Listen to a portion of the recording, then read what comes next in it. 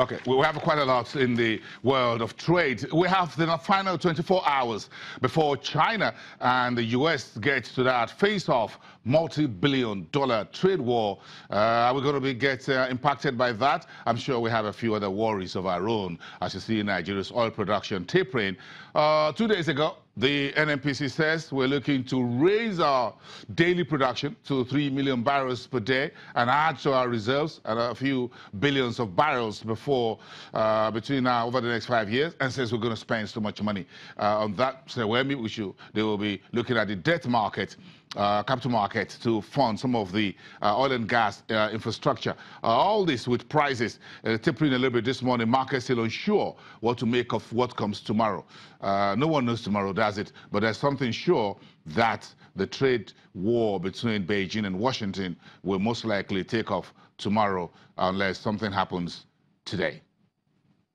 Damilola Akibami, an economic analyst from Financial Derivatives, is here this morning to unpack some of these burning issues for us. It's good to have you again. Good morning, Jose. Thank you. Interesting times for you economists, yes, looking at trying to make sense of the entire conundrum of oil prices, trade war on one side, what happens to oil, what happens to consumers, what happens to our external reserves.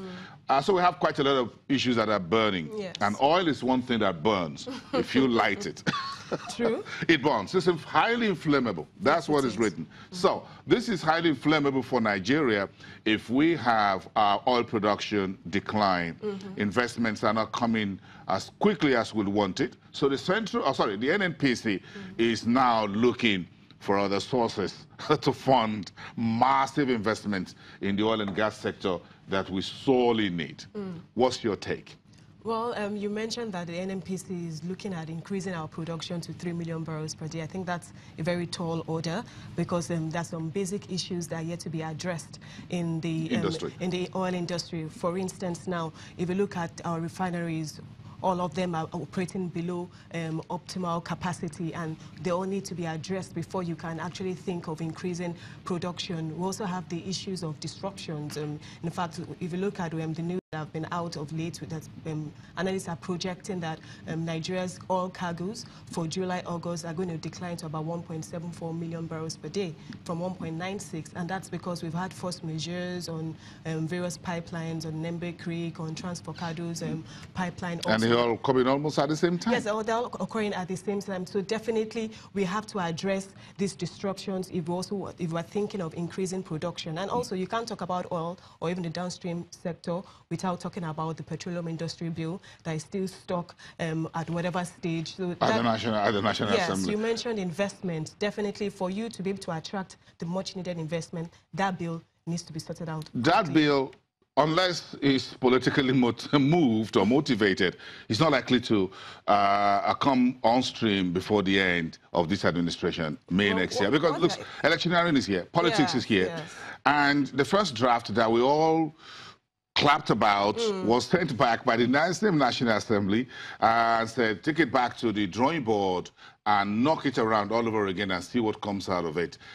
And we still have 3 other chapters of that PIB that we haven't even touched. Yes. So the first one is still the one we're knocking around the kitchen, and we haven't really come up with it. So, as in, the government needs, especially the NNPC, there's a lot of work that needs to be done for you to achieve 3. First of all, you even have an OPEC quota of 1.8 million barrels per day.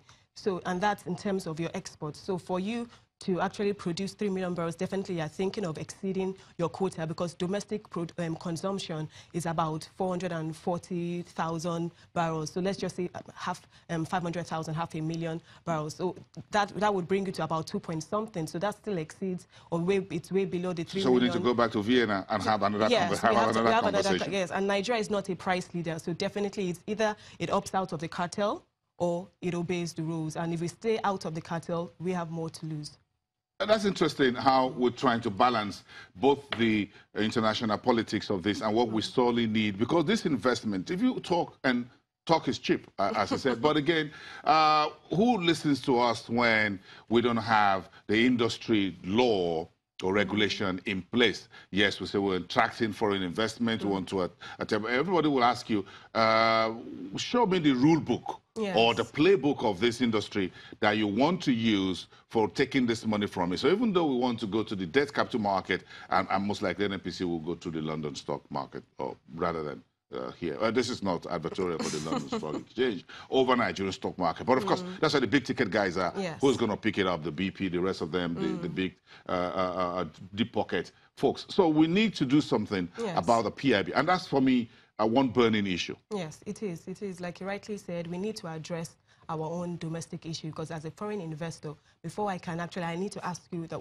okay, what are your guidelines? If I'm bringing in my money and my interest also protected, the sharing formula, you also have the local, the people in the environment where this oil is produced, they're also fighting for their own rights in terms of sharing formula and whatnot. So a lot of things have to be addressed. I agree with you. A lot of things have to be addressed because, like you said, if I'm making my money in, am I going to play by the old rule book or the new one in the kitchen of the National Assembly? So I'm not too sure.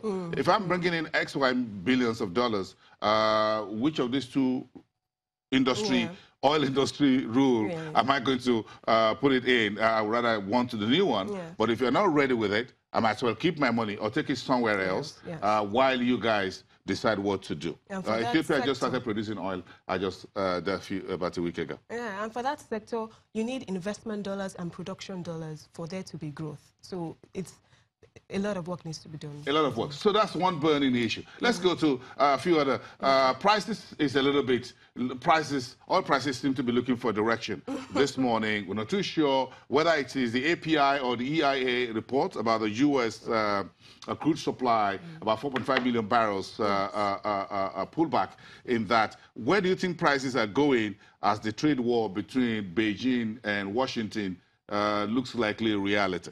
Well, right now, at least so far in the last couple of days, oil prices have been really volatile. Like as of yesterday, we're about 78. Now it's about 77. I was bidding for 80. Oh, well, don't hold your breath on that. But I'm not since 77. The thing is, and in fact, President Trump recently tweeted overnight, he tweeted that Saudi needs to increase supply, because at the last meeting it said that they should increase it to 2 million barrels, not just the 1 million OPEC. The Saudis are ready to come to the table. Russia says it's going to bring about 200,000 or so to the table. Is that enough to satisfy Washington? Well, the thing is that OPEC and its allies they're only willing to do 1 million barrels per day.